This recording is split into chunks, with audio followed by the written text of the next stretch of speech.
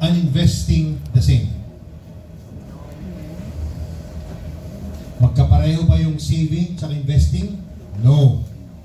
Saving, ang objective niyan, yung tinuro ni EJ kanina, nagsasave ka for emergency purposes. Nagsasave ka to achieve your financial goals. Halimbawa, nagsasave ako kasi sa March, nag-graduate yung anak ko, kailangan ng bagong sapatos, kailangan kong pang-tuition sa college next year. Yan ang financial goal. Kaya ka nagsasave.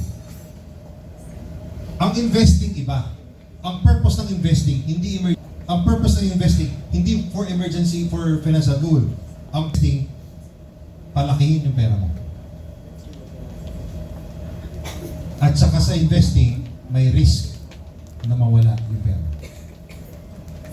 That is why it is wrong to say na hindi ka magde-deposit sa bangko kasi walang interest. It's wrong to say na hindi ako nagde-deposit sa bangko kasi maliit na ang interest. Why did I say that? Kasi nagde-deposit ka sa bangko para sa emergency fund at financial goal. Hindi ka nagde-deposit to invest. You deposit because you want to save. Okay? Same with cooperatives. We deposit for emergency funds. We invest to make our money grow.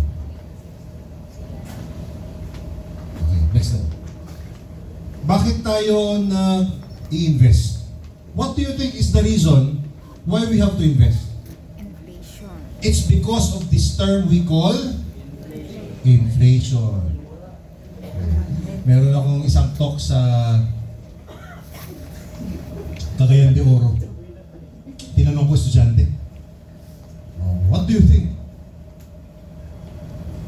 What do you understand? Sige, tatanong ako dito sa mga estudyante para malaman natin. Tapos na ako dun sa ikaw, how young are you? College or high school? Senior high school? What's your course? Education. Any accountants here? Naturuan na.